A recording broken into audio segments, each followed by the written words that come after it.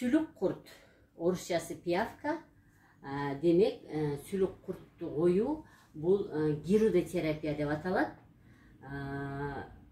Себеби деген сүлүк куртту биринчи жолу изилдеп окумуштар тапканда мунун оозунда ферменттер бар экени табылган. Ошол ферменттердин ичинен эң биринчи ол гирудин деген фермент табылган. Ошон үчүн ошонун атына гирудотерапия деп коюшкан.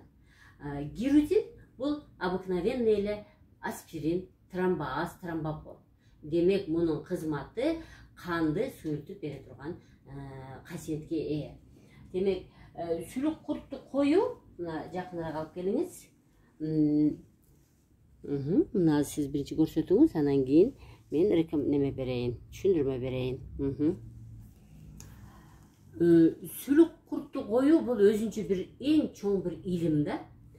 Сүлүктүн оозунда 120 ферменти бар. Ферменттер бизде катализатор болуп эсептелинет. Биздеги жүргөн зат алмашуу, бул белковый, углеводный, жировой деп коет. Мына ушул 3 зат алмашуунун, ушул зат алмашууда тезирээк ушул зат алмашуу жүрүш үчүн ферменттер болмоюнча бул зат алмашуу жүрбөйт.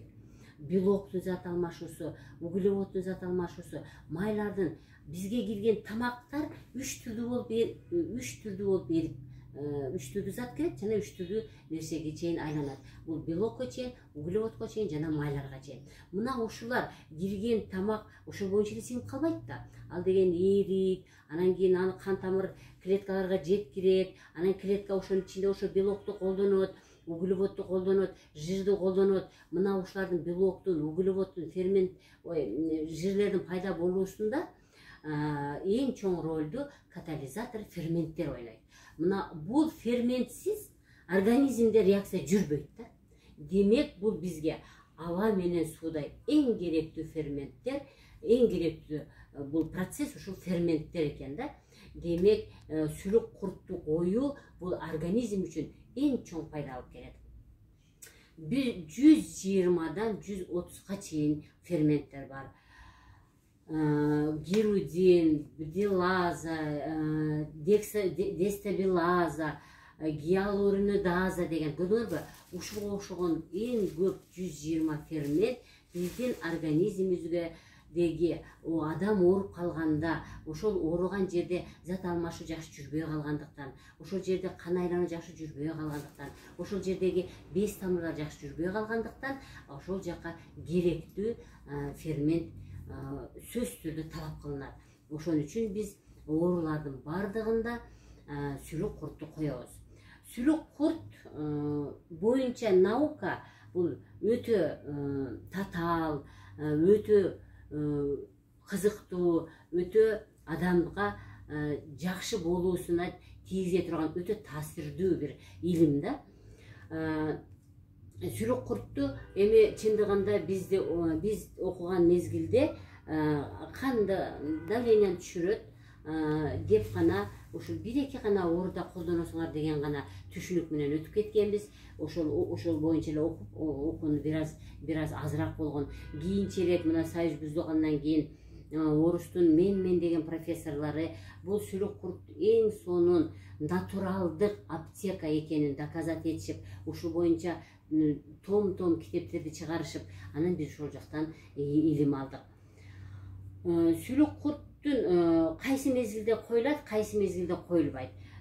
Коюлбай турган 3-4 эле оору бар. Бул рак оорусунун эми баягы орусча айтканда безвыходное положение уже болбой калган мезгилде 3-4 стадиясында гана кое албайбыз. Ал эми 1-2 стадиясында коюп, биз адамга 1 стадиясында ошол оорудан арылууга да жардам берсек болот. 2 стадияда ал адамдын өмүрүн узартканга да жардам берсек болот да.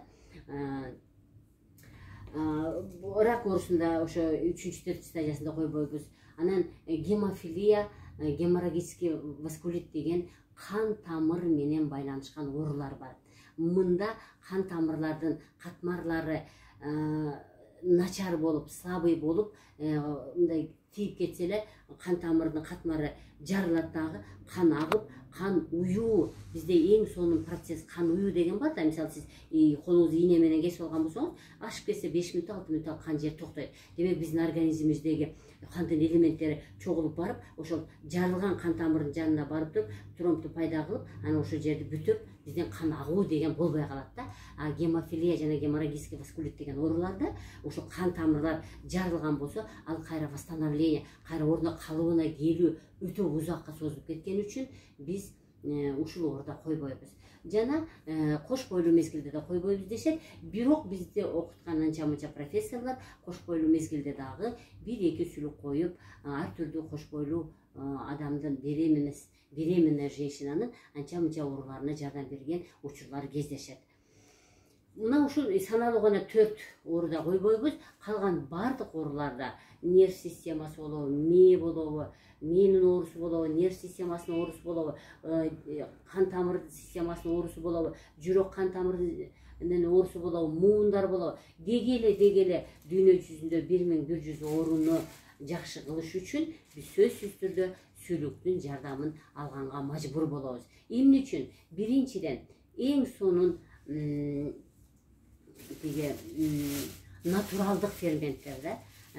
Агулов Александр Тимофеевич деген орустун абдан кыйын висцераль массажынын атасы болгон профессор айтат да, мен дүйнө жүзүн кыдырдым дагы, сүлүктүн оозундагы ферментти жасаган фабриканы көрбөдүм дейт да.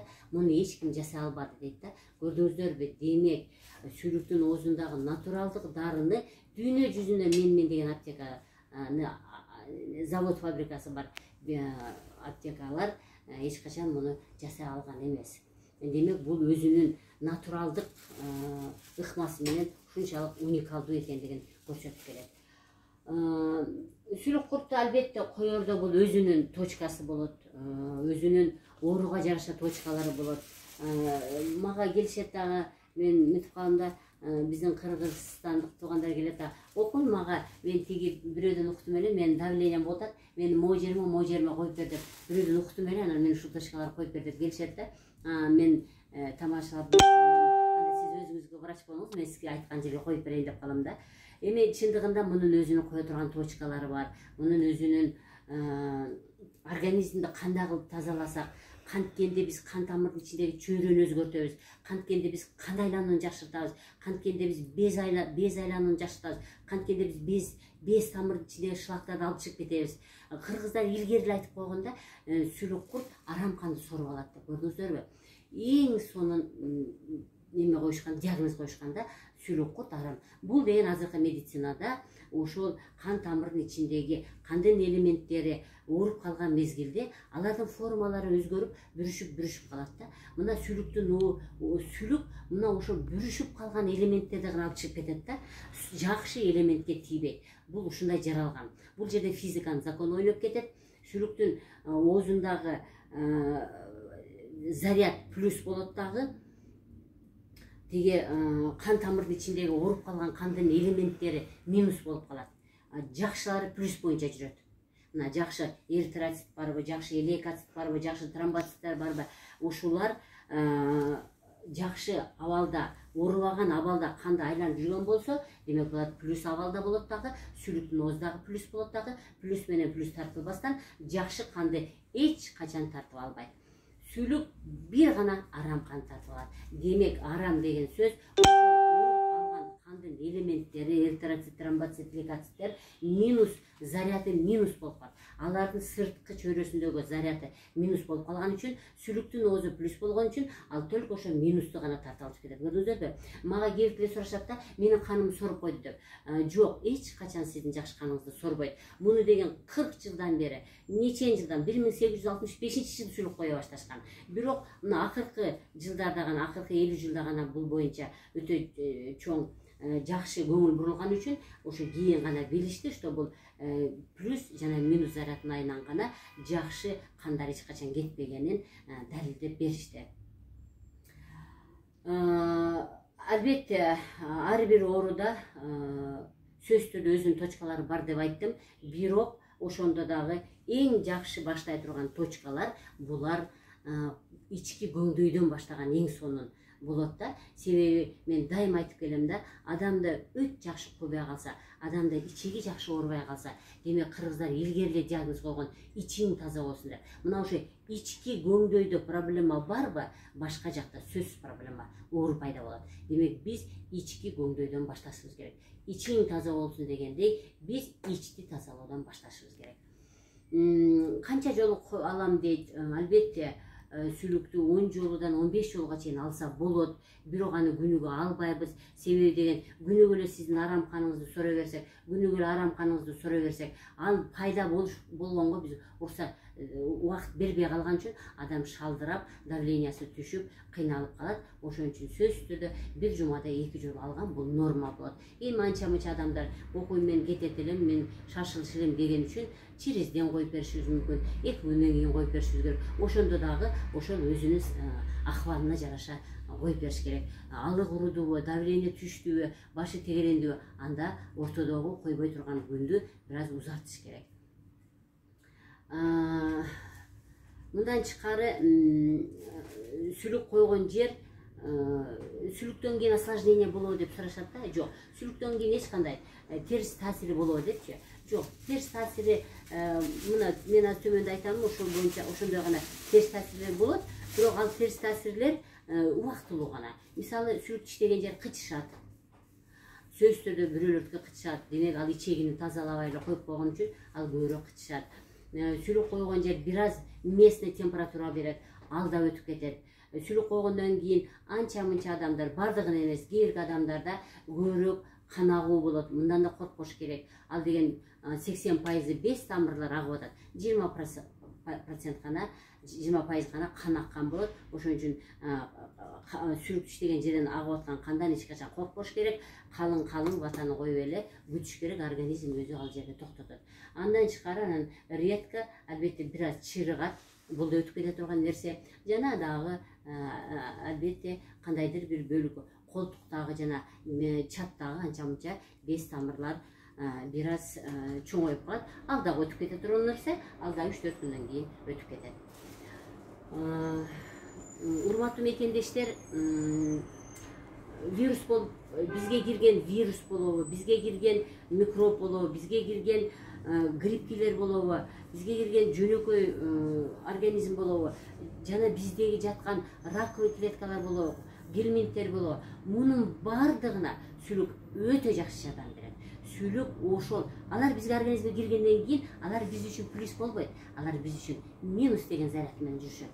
Демек сүлүктүн оозунда сүлүк ошол кандагы жүргөн, кан тамырдын ичинде жүргөн, клеткалар арасында жүргөн, ошол минус заряд болуп калган вирус болобу, курт болобу, башка болобу, микроорганизм бардыгын алып чыгып кеткенге өтө чоң жардам берет. Мына азыркы жүрүп аткан пандемия мезгилинде сүлүк алсам болобу дешет, эң жакшы жардам берет. Профилактикада да жардам берет.